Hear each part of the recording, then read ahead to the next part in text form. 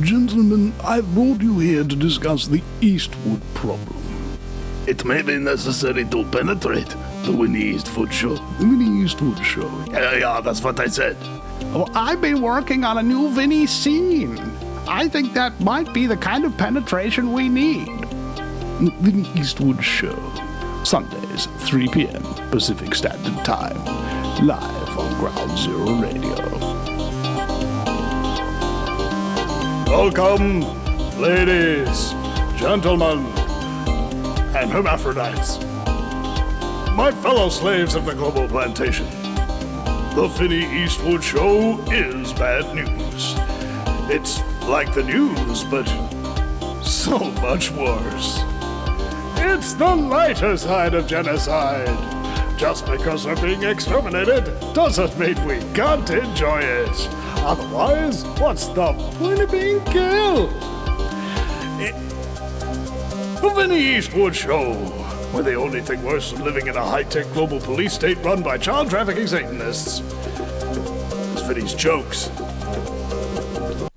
And welcome, ladies and gentlemen, to yet another exciting episode of the Vinny Eastwood Show, broadcasting right here on Ground Zero .radio. Oh my goodness, there's a little backstory here. We had my computer blow up, right? And that with the computer went the connection to the network, and the network was unable to help me figure out some stuff. And then this morning I had a little bing, because the network and Barack from NZ Freedom Hub Radio and radio.co were all trying to help me. And I just figured it out, thanks to their help, how to get back broadcasting on Ground Zero .radio. So it's good to be back. It's been been like a month out of the live broadcast on the network. So yeah, guys, sorry about that. That was totally my bad. Now, today, the subject that we're going to be talking about is the language of nerds, professionals, and cult indoctrination. The Vinny Eastwood Show is a listener-supported broadcast, has been going since about 2008, thereabouts, and during that time we have given people who need attention the platform so that they can relay their ideas and help you to understand how the world is actually working. Now, I've been sent a video by a number of people recently, a woman named Janine something from the family of something. Anyway, what she's done, and I'd like to applaud her for this, but I'll get into my criticism in just a moment, is declare that she's now running all the corporations of New Zealand and that they're all operating under fraud and that they no longer have any legitimacy, and now they have to do what she tells them to do, which is to let people off of their taxes, their rates, speeding fines where you haven't actually crashed into anybody or damaged anything, stuff like that. The kind of thing you want to hear, the kind of thing you want done.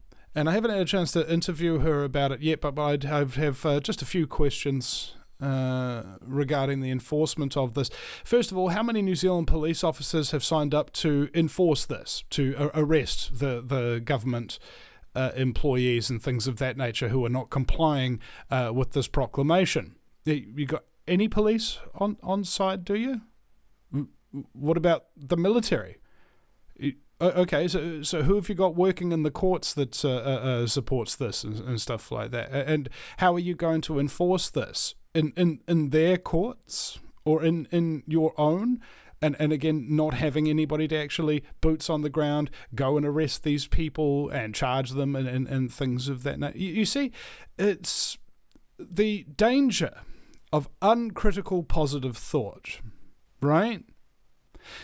The corruption in New Zealand is such that if you were to kick over any rock in any department, look in any direction at the government involvement and day-to-day operations, you would learn that they are inherently corrupt, right? We're not talking about every single person who works for them is like an evil, overlord, blah, blah, blah. No, you've got surface level employees who don't know what they're a part of. And this is what today's show is about: the language of nerds and professionals and cult indoctrination. So my belief is that the world has been destroyed by nerds and professionals for the same reason. They make things appear more complicated than they actually are by using specific words and language that you might not understand. And of course this applies to legal fiction and context within the courts, but we'll get to that momentarily. And so you think that because of what they've told you, in the language that they've told you that you don't understand, that what they are talking about and what they do for a living must be so complex and so difficult that you'd never be able to learn it and you'd never be able to do it for yourself. And so therefore you can just relieve yourself of the stress of having to do all those things and let them just do it for you at an exorbitant rate. There was this woman, I think she was a billionaire by the time she's in her mid-20s or something like that. Freaking amazing. And she said that what we do is we create a moat around our professions by using all this language so that you don't understand what we're talking about, and then you defer to our expertise. So this works in the same in virtually any industry because as I'll explain, the cult indoctrination techniques are present there. I've just been working on a film set over the weekend, so I did 3 18-hour days in a row. So you'll forgive me if I'm not quite so with it today. So, first of all, how do you indoctrinate somebody into a cult of nerdiness and professionalism? Well, usually you're going to have to be isolated. All right, if you're going to a workplace and your family and your friends aren't there to watch your back and say, oh, that doesn't seem right and stuff like that, that's step one. Usually with sleep deprivation as well, you're going to have to get there real early. You're not going to have a good night's sleep the night before. When you are there, there's going to be a central authority that from which all of you have to obey their edicts. There will be a central doctrine by which, if you question said doctrine, other people are supposed to henpeck you and tell you, oh, you're not allowed to do that, that's a bad thing, and they might ostracize you from the cult, get out of the workplace, you're not the right fit. All right, and then of course you've got nutritional deprivation. There won't be terribly healthy food around, and the repetition of meaningless, pointless tasks over and over again. The lighting, right? Fluorescent lighting usually. In the schools and most office buildings and things of that nature that we have. And of course the most important thing is trauma. Are you becoming exhausted? Are you becoming overwhelmed? Are you not being seen to? Is somebody not coming over and asking you, are you okay? Would you like this or would you like that? And stuff like that, right?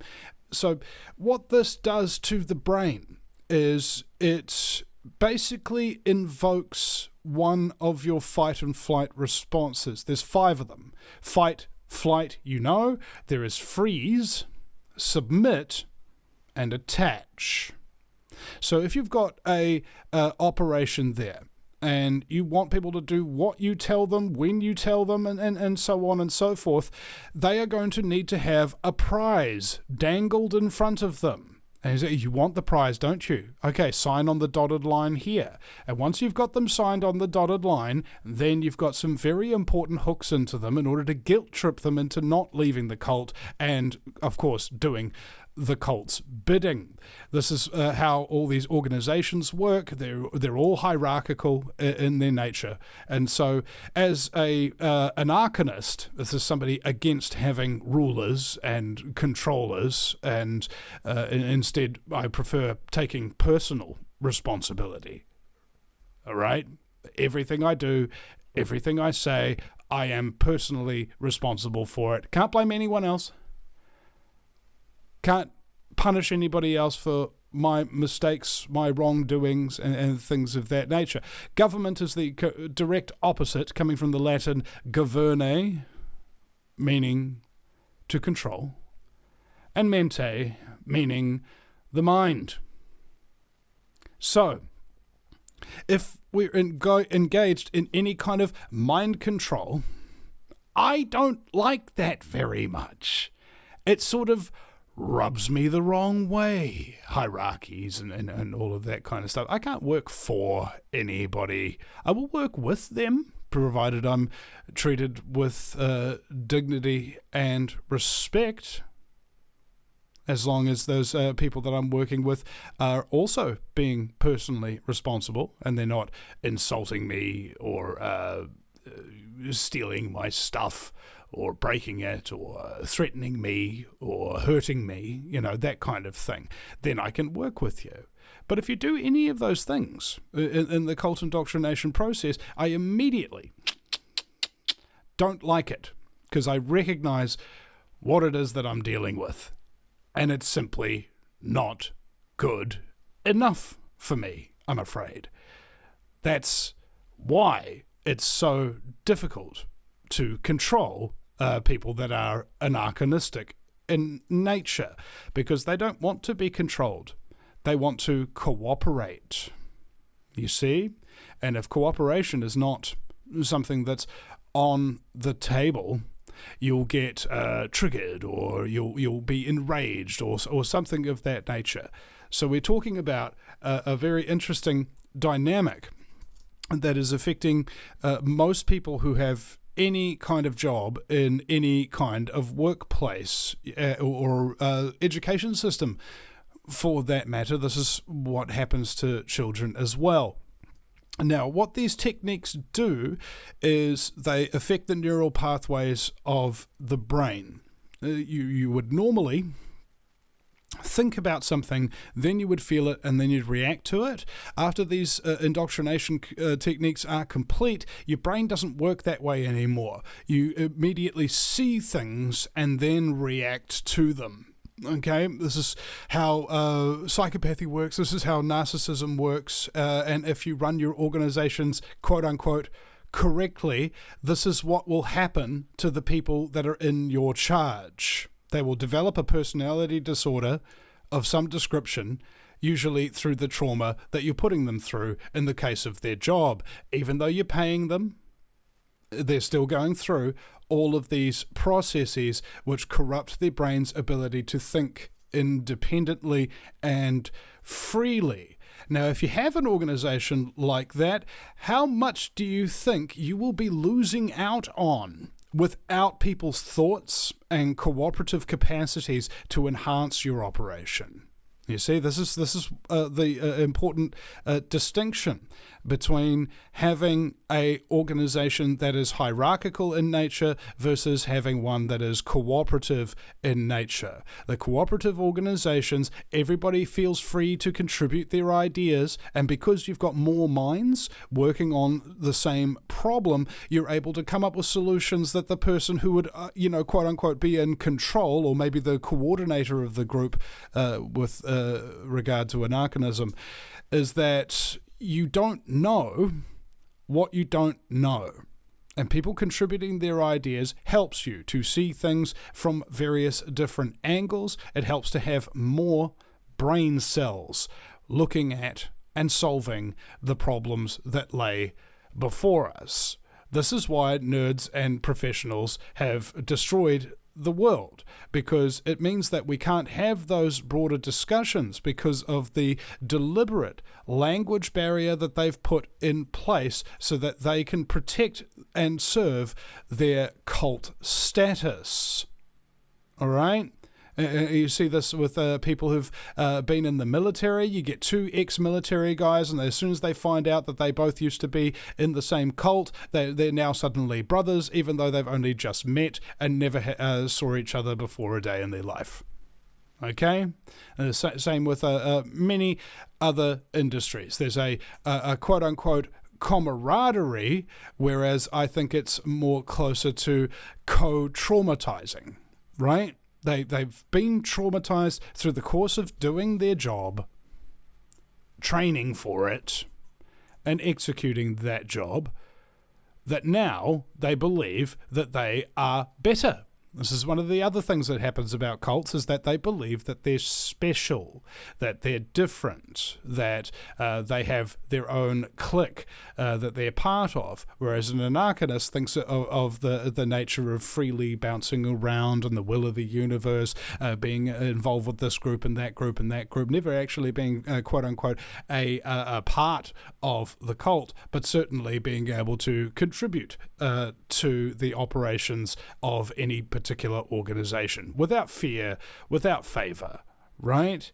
So when you have that, you've got a certain mentality, the cult-like mentality. They'll be sitting there talking about this, that, and the other, and you won't know what they're saying. No, you won't, because their language is too technical.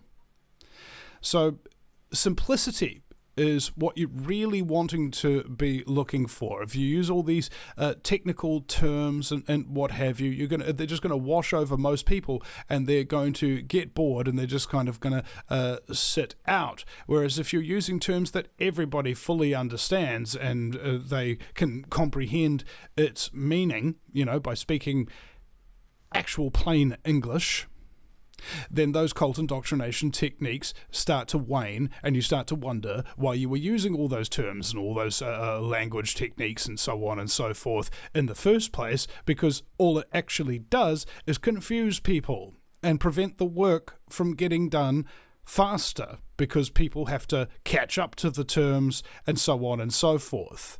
Now, we talk about trauma as if trauma is a ubiquitous thing. And I think to a large degree it is. I doubt anybody who is listening to this show or shows on the Ground Zero Radio network have come here without trauma being one of the motivating factors. Okay? I think that's fair to say. Sing out in the chat rooms if you agree with me that basically, you can't become a conspiracy theorist without being traumatized by the conspiracy itself. Right? Right? It seems perfectly logical to me. And I've seen too many of us think that because we've been traumatized by a system or whatever, that makes us lesser, or that makes us angry and feel betrayed and what have you. And these are natural emotions. And they are, in my opinion, perfectly justified. Right? You are absolutely justified to be angry for being excluded, for being talked down to, for being assaulted, or for being traumatized in any of the myriad ways that human beings can be vicious to each other. If you're angry with that, you are 100% justified. Okay?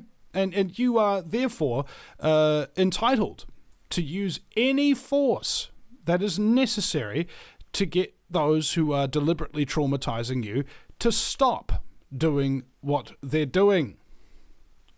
Now, usually, let's say you've got a person who is threatening or being violent or threatening to steal or break into a place or something of that nature. That threat alone is a violation of your rights. Okay, people don't know what a right is, so anything that you have that doesn't belong to somebody else, you have a feeling of safety, right? And if somebody threatens you, that feeling of safety is taken from you, and they don't have control over that. So therefore, if they're threatening you, that's wrong. And you should be able to take force into account. Now, force comes in many forms. It comes from just talking to somebody, telling them, I don't like that, and all the way down the other end of the spectrum into the use of deadly force, if you need to use that to get somebody to stop. And it's usually on a scale. So if somebody insults you or threatens you or something like that, you tell them, stop that, and I'll defend myself, etc. Or up to the point of they're actually trying to murder you, and you have to kill them in order to get them to stop, because they won't stop with words. They won't stop with a little bit of physical force. They will just try as hard as they can to murder you, and you have every right to protect yourself. Now, this occurs, of course, not only in the physical realm, but in the mental and social realms as well. There isn't a justification to tell people that they cannot defend themselves or stick up for themselves or anything like that if they're being trespassed upon. Now, going back to this lady, Janine, who's incidentally my eldest sister's name, she's quite accurately pointed out the frauds within the New Zealand system and the various government departments and heads of those departments that are currently, objectively speaking, and I agree with her on this, committing fraud upon mankind. All right? Or in this case, particularly New Zealand. But we should also become aware of what the other points that Janine stated, is that New Zealand isn't just New Zealand. There's other corporations from other nations and shareholders and things of that nature operating inside this country, running its corporations and heads of departments and things of that nature. And, of course, there's a shockingly large amount of people who weren't born here who currently work for government organizations. All right? If your government, the thing that runs your country and your people, is almost exclusively, well, not exclusively, but largely populated by people who are fresh immigrants and things of that nature, doesn't that strike you as a little odd? Right? There's not enough New Zealanders who are born in New Zealand that want to work for the New Zealand government, and only it seems that way a lot of time. Whenever I've called up government departments, I will not hear a New Zealand accent on the other end of the line. Why is this? Well, number one, it's not necessarily a bad thing to have people with skills and talents come to your country and operate things that the people of your country are either too lazy or too effing stupid to do. Okay? Nothing wrong with that. Thank you. Come on in. However, if you're talking about mass immigration, what do we have, like nearly 5 million people or something like that, and we're having quote unquote like over 100,000 people coming into practically Auckland alone, maybe a few distributed throughout the rest of the country, but Auckland, where I live, has become so saturated with fresh immigrants that it is absolutely noticeable. You see hijabs everywhere you go. You're seeing people from other nations driving around and things like that. All the call centers, all the people that are at the retail shops and things like that. It's a massive shift from what New Zealand looked like, say, 20 or 30 years ago. And this is not by accident. Okay, the Dr. David Day, who David Icke referred to in his talks when he was here in, I think, 2014, I believe it was, he was talking about how they would flood the West with immigrants, and that would dilute down the local social cohesiveness. So let's say theoretically on strand A, you have New Zealanders, you have everybody who was born here, and you have them all speaking the exact same language, you have them all growing up in the exact same culture, and you have a certain social cohesion, so that when elections or national crises or something of that nature that are of a national interest come to the fore, New Zealanders have a particular culture where they will act accordingly in the way that New Zealanders do, primarily with a lack of enthusiasm. And then when you have on the other hand, people who haven't grown up here, who don't speak the language as a first language, don't have the local New Zealand culture distilled in them, which is, of course, beer and sport, then they will react differently to New Zealanders when it comes to issues of national importance. Secondarily, let's say national importance would be an election. And if you are speaking in English only, trying to appeal to New Zealanders, and you realize that only about maybe 20% of the population speak English as a first language or something like that, and I'm making that stat up, by the way, just to give a point here, is maybe that's a bit of a logical fallacy. I apologize, I retract that. A significant percentage of the population don't speak English as a first language, or do not watch the local news, or even independent news sites and things of that nature. It becomes significantly more difficult for anybody who is a New Zealander, and only a New Zealander, and is looking out for New Zealanders and only New Zealand, to actually be heard and understood by enough people to develop a movement that would actually change New Zealand for the better. Okay, this is part of the reason why you have that deliberate infiltration into New Zealand. Now, New Zealand government is doing this because the New Zealand government is a corporation called the Queen and Right of New Zealand. You can look it up on the National Securities Securities and Exchange Commission website in the United States there. If that is the case, then we have grand difficulties ahead of us, because we don't have the ability to see a cohesive New Zealand with this massive influx of immigrants. So that's not that bad a thing, because people can be reasoned with, people can be bargained with. And it's tough being an immigrant in New Zealand. I've spoken to a lot of them and my friends from South Africa and various other nations about how the New Zealand Immigration Department works, about the aura of threat that is placed over you as an immigrant to this country. That is traumatizing. What does that mean? It means that they're being cult indoctrinated in this country too. So you've got everybody's being traumatized. New Zealanders and non-New Zealanders alike. We're all living together and we're all being traumatized in these various different ways, and we're all becoming part of a cult. Isn't that beautiful? It works any way you slice it.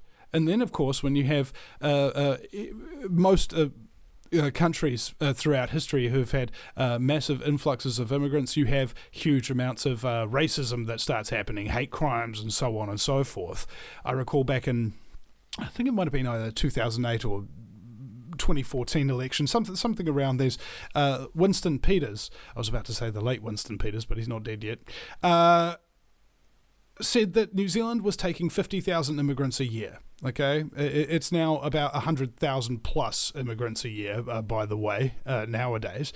But he said that by comparison, Finland, which has 14 million people, that was maybe more than three times the population of New Zealand at the time, if I remember correctly, has 500 immigrants a year. Why? Assimilation.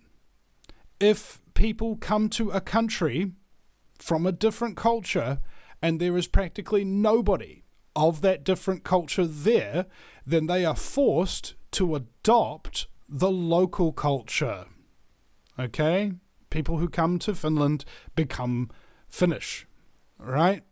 Whereas people who come to New Zealand, everywhere you drive, there are countries' flags outside people's homes or hanging off their cars or something of that nature, and you see almost by comparison none waving a New Zealand flag. All right, maybe you'll see a United Tribes flag or something like that. or maybe you will see a New Zealand flag occasionally. But other than that, you're seeing lots of people from the Pacific Islands and from South Africa or from India or something like that. You'll see their flags and Ukrainian flags and Israeli flags and things like that. I see them far more often than I see the actual national flag of New Zealand. What does this mean? It means we're all part of different cults and we're all fighting with each other because we don't have the ability to communicate and stay on the same page. This is the whole reason why they do it. A country that is together in unity as one will be able to stand against overarching threats such as massive corporate takeovers by ruthless criminal sociopathic scumbaggery. Okay? And so we can argue about all of these things after we've gotten rid of the initial threat, preferably, right? If everybody's a slave, if everybody's paying taxes for which there's no actual legal basis for which those taxes aren't tracked, we don't know where our tax money's going, if the country is hundreds of billions of dollars in debt, if the court system is corrupt and the medical system is corrupt, so on and so forth, whatever institutional hierarchy that you can see in this country is operating under a corrupt regime with these cult indoctrination techniques that I mentioned earlier, there's going to be very little possibility for social cohesiveness to mobilize and defeat such a system. And that's the whole idea. You can't do anything. Now, despite that fact, and it is a fact, it's not my opinion, it's a fact.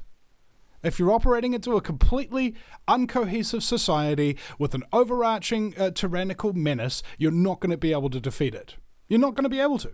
Why? Because for the last couple of generations, they've had control of your schooling system, your education system. So anybody who would actually want freedom or decency or prosperity, or anybody who has any honor or valor, will have that stuff stripped from them.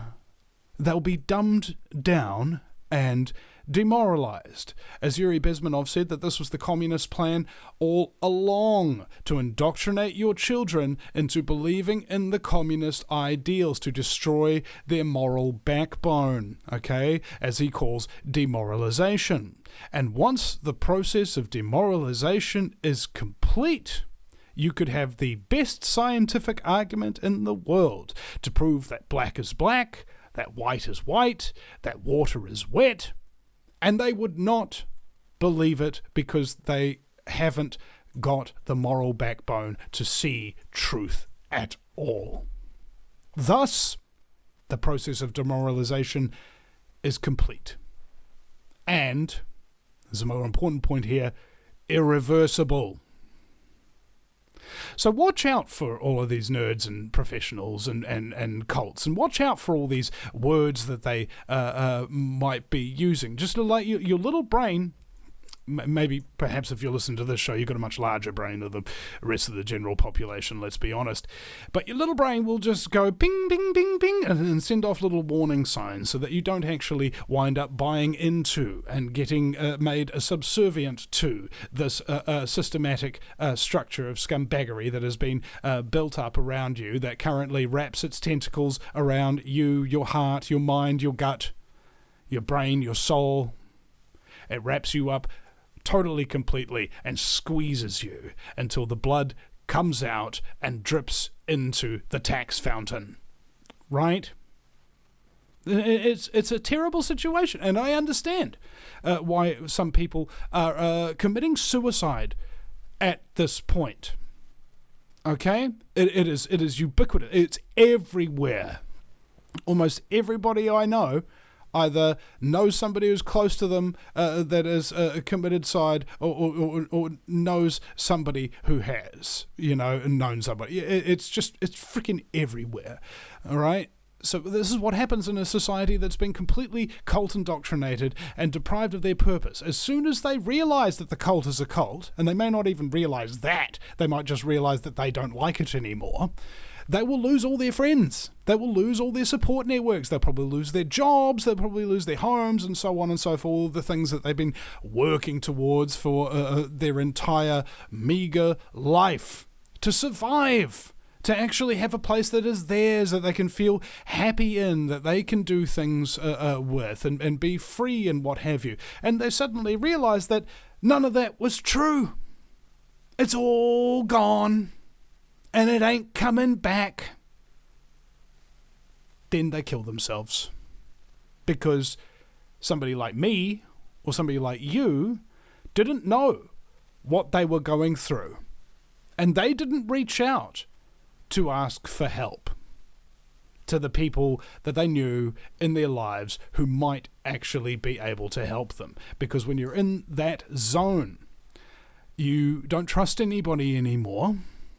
You have this poor me, and you repeat to yourself these lies. Nobody's going to help me. Nobody can help me, or so on and so forth. And you get yourself into a spin. And the spin just gets darker and darker and spirals lower and lower until you feel like there's no hope. There's no reason to live anymore, and you kill yourself.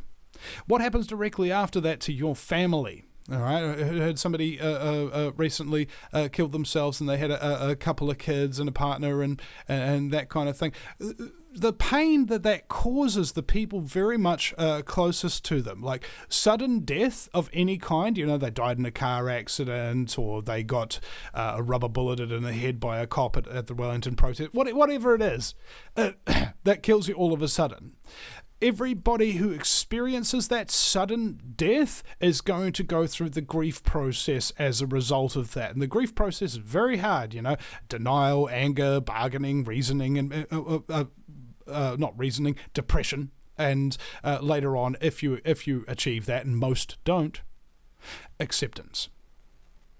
So this is what happens when people are killing themselves left, right, and centre in this country because of the horrible things that the cults and the nerds and the professionals are doing to them, are doing to their families, and the fact that we have got no social cohesiveness to be there for each other. This is what's happening, guys. These are the reasons why things are as messed up as they are. And I wish more people would be able to see this, but I know that the vast majority of people in this country, at least anyway, have an IQ of like maybe 96 or lower on average.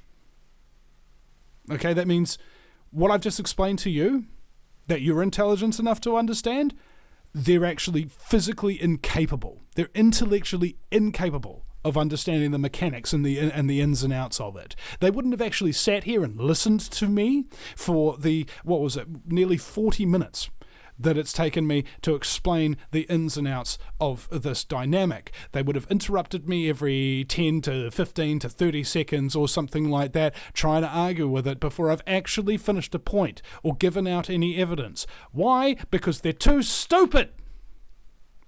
People are too stupid. It's just that simple. You can't expect a dog to understand the intricacies of physics. All right? You can't explain to him how to do Pythagoras' theorem because he's a dog. He doesn't actually possess the wherewithal to understand that stuff. You are wasting your time. You are spinning your wheels. And so you see lots of people out there, particularly in the truth movement, trying to explain these things to people who are so dumb that they can't actually physically understand it. And then who's the dumb one? Right? It's freaking unbelievable. And I'm not saying that I'm particularly bright. I am, but there's people out there who are much smarter than me, much more skilled than me in many, many areas. But I'm at least smart enough to understand this dynamic and be able to explain it in a relatively compressed manner so that other people who are almost as smart or reasonably close to the intelligence level that I have can comprehend it too, without having to do 2,000 interviews in order to obtain that knowledge. Right? There's little bits There's little nuggets from here, there, and everywhere from all the conversations that you have in your life that's allowed you to explain things in a very simple manner to other things, right? And I remember John Ansell, who's one of the best award-winning admin in this country's history. He was asked once, why do you always try to dumb things down, John? And he replied by saying, well, why are you always trying to complicate them up? All right? People are trying to make things too complex because they think that their intelligence gives them a leg up on other people, and that if they keep their intelligence superior by concealing information that might help to raise other people's intellect, that they benefit from that. And I got news for them. You don't benefit from that. Nobody actually really benefits from a dumb population.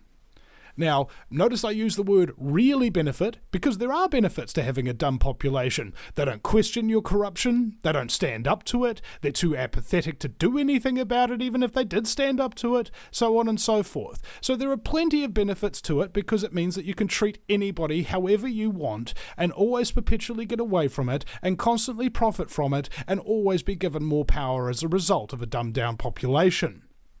But that doesn't actually really help, because of what I call the unintended consequences. Layers upon layers of unintended consequence. Let's make the population dumb so they won't find out that we're screwing them all over. Okay, great. That's a very good idea, except what happens when you've got a dumb population? Oh, well, they can't perform basic tasks, so we'll have to take care of them. Okay, so that means that they won't be able to work and earn money to pay their taxes, and instead you'd have to use the taxes of other healthy workers in order to create centres or pay carers or something like that to take care of these people who are literally so frickin' retarded that you can't actually perform basic tasks in a first world society. All right? Unintended consequence. So on and so forth. And then you start to see the breakdown of all the successive things that actually make a society work, the economy, the infrastructure, the education system, so on and so forth, to the point where you become so difficult to reason with as the controller who's deliberately dumbed everybody down that you can't even see how wrong you are. You can't even see the consequences of your actions doing all of this because you just believe your own BS. Okay, this is how controllers think. And I got some moron. I got some moron in the chat room trying to insult me, calling me a Freemason apologist.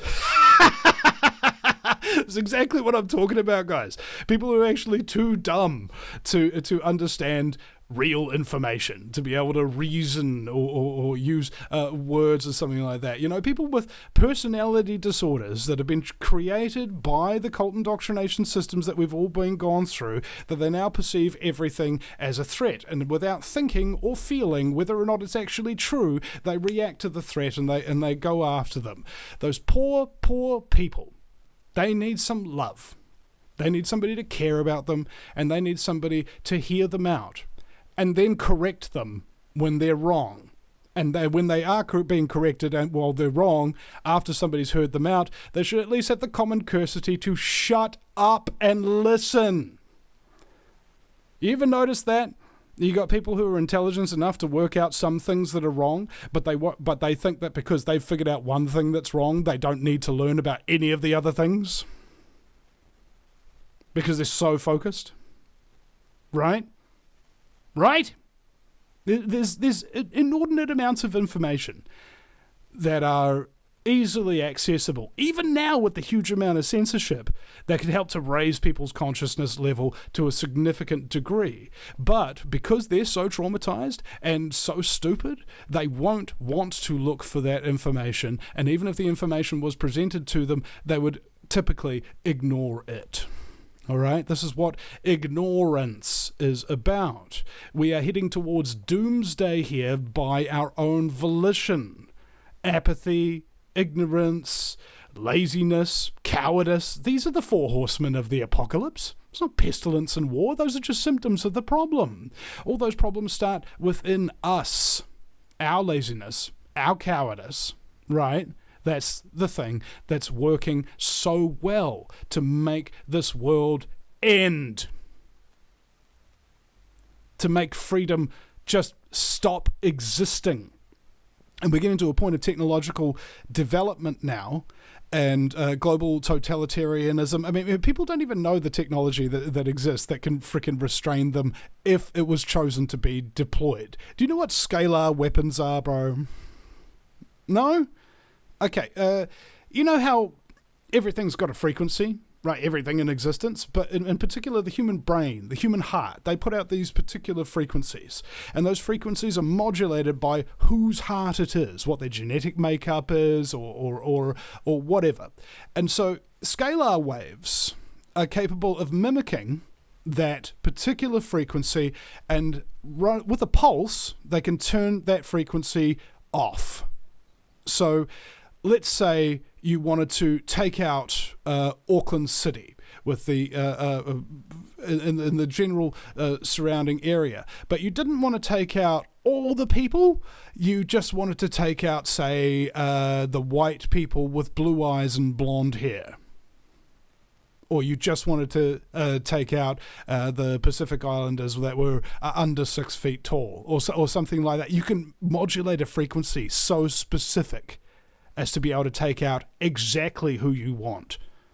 That's a scalar weapon, and there's no defense against it. You could be 5 miles underground in a deep underground military bunker, and the best it would buy you is a few extra seconds of flopping around on the ground while you death rattle and die. That technology exists, and it could be deployed at any freaking time. So people talking around, wanting to, just stop the freaking New World Order, just stand up to it, and they're like trying to expose people in the truth movement and stuff like that. You don't know what you're dealing with.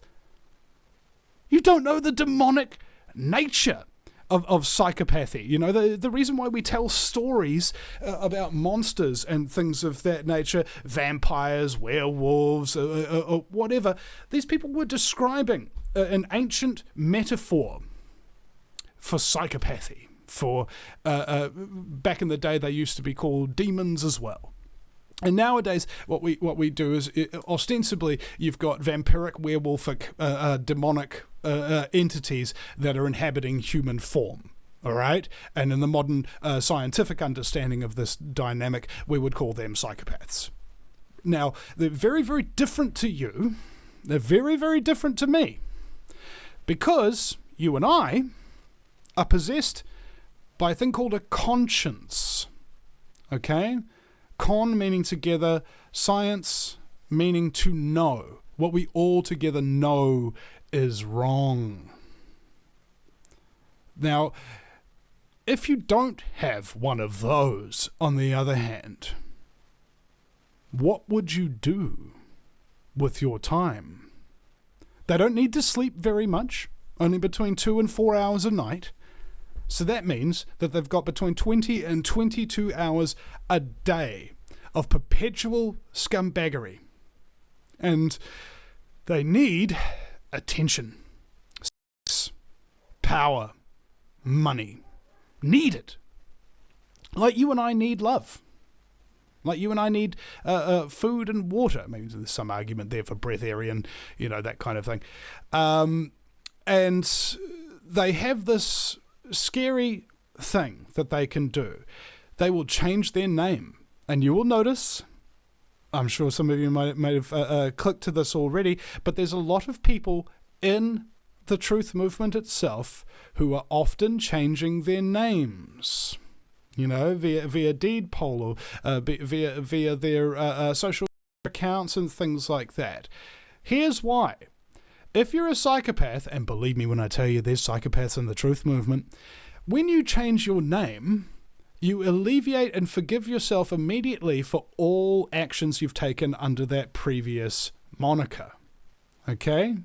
If I change my name to Hadib, tomorrow, hey, Hadib Eastwood, you when you were Vinny Eastwood, you did this, this, and this, and it was really bad and evil. I'll be like, no, I didn't. That wasn't me. And I'd actually believe it if I was a psychopath without possession of a full conscience. Now, the religious element towards this, in terms of demons, okay, how do you slay a demon? All right, same way you kill a vampire, right? They're allergic to the light. What does that mean? I mean, it means being exposed, okay? This is why we call it exposure on a camera. These creatures that we call psychopaths are deathly terrified of people knowing what they are and knowing who they are, because they know from experience that when people find out, it makes their operations compromised. This is what all criminals must understand. And I'm not giving anybody any advice here, but if you are engaged in criminal activity, your criminal activity will be running perfectly and easily until such a time as you draw suspicion to yourself. As soon as people are suspicious of you, that's when they will start questioning you. That's when they won't start believing your lies. That's when they'll point out your frauds. That's when they'll start talking to other people about you and what you've done to them. And then it will limit your victim pool to only those who have not been exposed to the information that exposes yourself. Okay? That's the reason why psychopaths will threaten you. And shut you down, destroy your businesses, and so on and so forth, in order to deprive you of the power that resources and a clear head grant you in terms of sharing information and exposing their sociopathic scumbaggery. Okay? Yeah, and they're very, very good at it. And they'll try to divide you and things of that nature. Now, this is how religion works to a certain degree. So, if you are religious, religion comes from the Latin relegare, which means to relegate in English, which means to hold back. So, if you go around putting yourself in a box, as David Icke said, you're in a prison. You are holding back your own spirituality, your actual true connection to the Almighty, by following a religion, any religion, generally speaking. Because all of those religions use those cult indoctrination techniques. Oh, I'm a Christian. Oh, I'm a Muslim. Oh, I'm a Hindu. Oh, I'm Sikh. Whatever. And I've got nothing against anybody from these religions per se, apart from the fact that they're part of a cult and they're happy about it. I don't like that. I don't like anybody who's happy to be part of a cult, who's happy to give up their God-given individuality in order to proper label on themselves, like Christian or Muslim or communist or Republican. All right? These are all cults, all of them. And religion's dangerous, yes, but government is the most dangerous cult of all. So once we've vanquished the concept that people can mind control you, can rape you, hurt you, threaten you, so on and so forth, government level, and not have any accountability for that scumbaggery, once we solve that problem, then I'm going to focus headlong on eradicating the last real major problem that humanity is dealing with, religion. The religious belief in government has to be first to go, and then the rest of you need to understand that there isn't some guy with a big beard or something of that nature out there. It is a holographic fractal that is being projected by collective consciousness, experiencing itself subjectively, that speaks to you through your fractal DNA pattern, through your hair, and the extension of the universe that allows you to download that information. Okay? Or, if you're too dumb, God. That's what it is. It is what it is. It does what it does. It has certain patterns and certain rules. It's omniscient. It's omnipresent. Okay? It knows all. It sees all, and it can do anything. And what religion seemed to be adept at doing is making you think that it comes from one particular source, as opposed to being entrapped in all sources simultaneously, okay? That's why they say God is in everything. This is what happens when you understand and you go beyond the religious mindset and you begin to understand the actual mechanics of how divinity works in reality. There's only two things you can guarantee about reality, is that it is what it is, and it isn't what it isn't. So if you know, and if you feel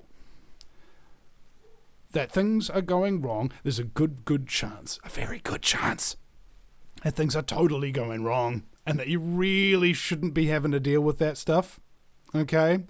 But I believe that you, yes, you, have the ability to come to these conclusions, that you have the ability to shirk off trauma, that you have the ability to adjust to the new reality, empower yourself, and realize that you are utterly capable of living free and responsible, healthy lives, even if there isn't something as oppressive as government to tell you what to do, or something as blind as religion to force you to live a life that isn't good and doesn't work through the infinite capacities of the God entity. You've got that ability. You were born with it. And people have been trying to indoctrinate you and lie to you and prevent you from recognizing that power that lurks within you and lurks within us all for quite some freaking time. So stop making excuses. Stop talking down to yourself, all right? You might want to do something, but then you reason with yourself. You reason yourself out of it. You're like, oh, I want to do this. Oh, but it'll never work because of this, that, and the other. Yes, it will work. If you try, if you do something, it increases the possibility that it's actually going to work. If you argue yourself out of it, oh, I'll never be able to interview David Icke. Have you sent him an email? Has he said no? Well, no, but I talked myself out of doing that to him. Then send him a frickin' email. Okay? Just do the one thing that it says in the Bible that really is true. Ask and you shall receive. Just ask. Ask the universe. Ask yourself. Ask people. It doesn't matter what you're asking. If you don't ask, you don't get. The squeaky wheel gets the oil, ladies and gentlemen. So I hope this has been enlightening for you. And what's this Baden Hohapata mofo? I'm just going to find it and delete this bit. Because, it's just like, look at these people. They really, really think that they deserve the attention. That they've got the enlightenment, that they can talk down to me. It's like, hey, bro, how many people have you interviewed and given a platform to speak their piece in your life? None? Oh, okay. Shush. Just shush. The adults are talking. Okay? You don't know who you're talking to. You don't know what you're talking about. What I would advise you to do is use your ears, not your mouth. Use your mind, not your keyboard.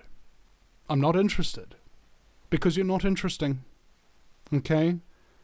Wake up. Realize that you're a cult member. Realize that you're stupid. And then try to change that fact. Alright? I'm just trying to help. You're a stupid cult member. Stop doing it. And your own actions will change that reality. Hey, I used to be a stupid cult member. Vinny Eastwood told me so. And so I stopped being stupid and I stopped being cult-like. And now I'm actually reasonably bright and independent and personally responsible for the things that I do and say. You're welcome. Okay? You're absolutely effing welcome. I mean, the amount of frustration that I have to deal with people who don't know Jack, haven't done Jack, and are never going to do Jack because they're just that freaking foolish is unfreaking believable to me. You know, that there's still this many worthless, scum-sucking, traitorous, abusive, narcissistic pieces of crap that are in the truth movement and think that they're doing good with their life.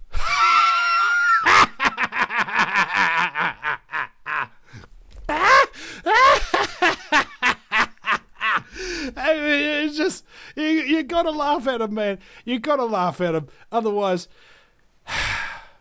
you'll cry. So anyway, thank you very much, ladies and gentlemen, for listening to the VinnyEastwoodShow.com. Been helping out people since 2008. The conspiracy therapist, Vinny Eastwood. If you want to support me, and guys, I'm going to have a real trouble paying the rent this week. Actually, I mean, a lot of costs and things like that. I've had to support my ex-partner and my baby boy and all of this other kind of stuff. So I'm in a real bad way right now, whilst I'm trying to be responsible and help out other people with their problems. So if you could be so kind as to help me, I'm so grateful that it's unfreaking believable. The people who give me super chats on the YouTube stream, the people who support me through Patreon, who give me a couple of dollars a month, the people who have those automatic payments coming into the KIWIBANK account there. This is all on screen for you if you're watching it on YouTube. Twitch and Facebook is where we go live every New Zealand Monday at 10 a.m. That's just for this month only until the end of October, when we have daylight savings come round, and then the show's going to be at 11 a.m. local New Zealand time. But for those of you in the rest of the world that didn't pass any legislation to extend daylight savings, it will be at the same time every time, Sundays, 3 p.m. Pacific Standard Time in the United States. And I implore you, guys, to go to groundzero.radio. That's groundzero.radio, and sign up for the Aftermath Media. You get to have exclusive chats and things of that nature with the hosts and the owners of the network once a month, and you get lots of other exclusive content as well. And if you need help and you think I can help you, whether it's by starting a radio show or starting a YouTube channel, or you just want to do a little social media blogging thing, but you don't know what to do, and you need somebody to hold your little hand through it, somebody who knows what they're doing, who can tell you, point at this and click on that and download this and so on and so forth, and actually get you running so that you don't need them anymore, I implore you, if you are a Vinny Eastwood donor, contact me. There's a contact page on the VinnyEastwoodShow.com. That's Vinny with a Y, because it's the most important question. And Eastwood, like, go ahead, make my news. And go ahead, ladies and gentlemen, take advantage of the offer that is being put before you. I will help you, and it'll probably be more help than anybody else that you've ever talked to in as short a time as you could possibly imagine. All right? That's what I do, because I know what I'm talking about, and I'm very good at what I do. And I can't stand to see people who would be really good doing their own little radio streams, or making their own little movies, or writing their scripts, or something like that, or all these things that I can do, but talk themselves out of doing it because they don't know who to ask for help. You want to get a website started? I'll help you out. Right? It doesn't really matter in any way, shape, or form. It could be just as simple as a conversation. Go here, and watch the YouTube videos, or blah, blah, blah. Or if you actually need some, actual proper hand-holding and stuff like that, I'm available for that too. So, guys,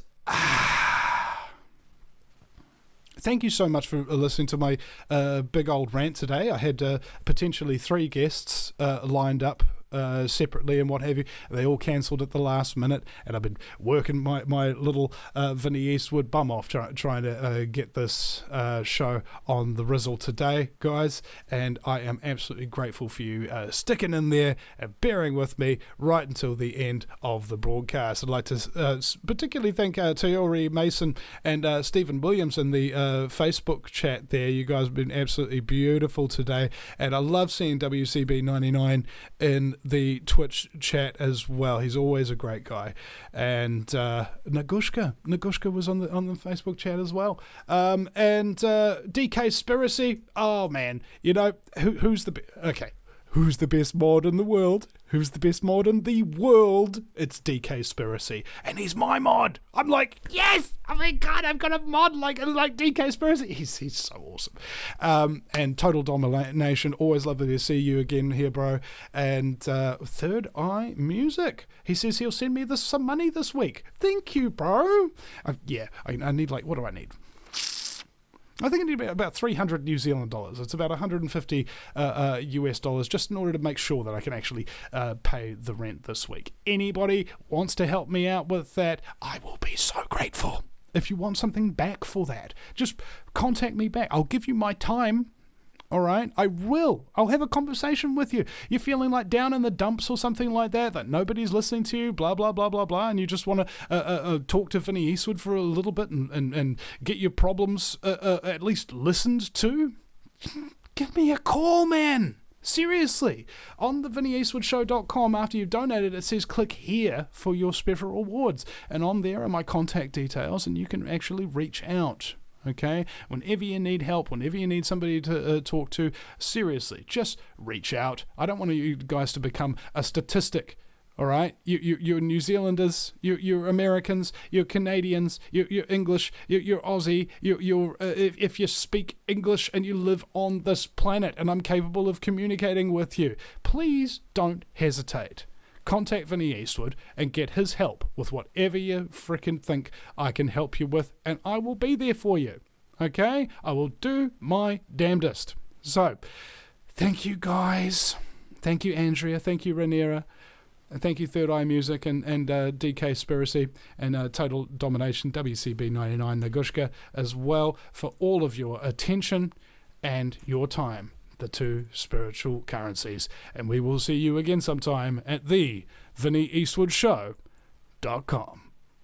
Attention all Ground Zero radio fans. GroundZeroMerch.com is your one-stop shop for all things Ground Zero. Oh, wow. Show off your style with our exclusive collection of t-shirts and hoodies. They're not just comfortable, they're conversation starters. Need to keep hydrated during those long listen sessions? Get your hands on our durable water bottles. And now introducing our latest editions, a hand-picked selection of intriguing books that will keep your mind buzzing. GroundZeroMerch.com. Support Ground Zero and everything we do. Gentlemen, I brought you here to discuss the Eastwood problem. It may be necessary to penetrate the Vinny Eastwood Show. The Vinny Eastwood Show. Yeah, that's what I said. Well, I've been working on a new Vinny scene. I think that might be the kind of penetration we need. The Vinny Eastwood Show. Sundays, 3 p.m. Pacific Standard Time. Live on Ground Zero Radio. Welcome, ladies, gentlemen, and hermaphrodites. My fellow slaves of the global plantation.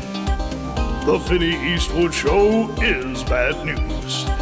It's like the news, but so much worse. It's the lighter side of genocide. Just because we're being exterminated doesn't mean we can't enjoy it. Otherwise, what's the point of being killed? The Vinny Eastwood Show, where the only thing worse than living in a high-tech global police state run by child trafficking Satanists is Vinny's jokes.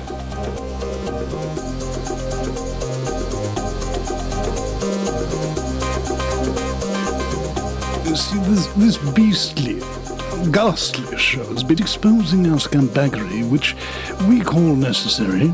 Yeah, and as the World Economic Führer, I believe we should give him a little gift with a little card that says Merry Christmas from Santa Claus.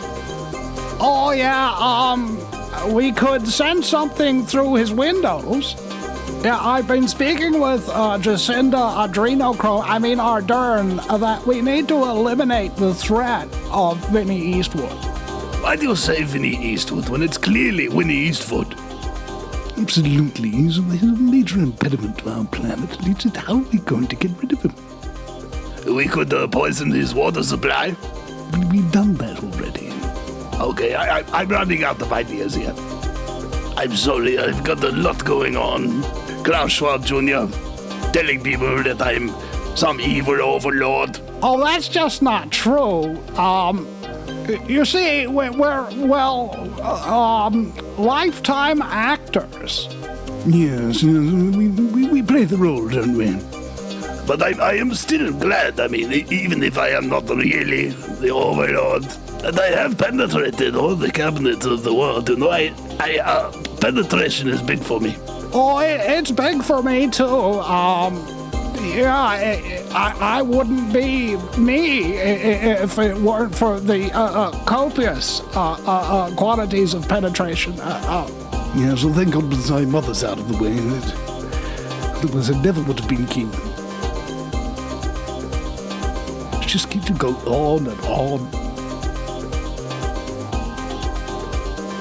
You know, the stress of dealing with this Vinny Eastwood problem is probably what killed her.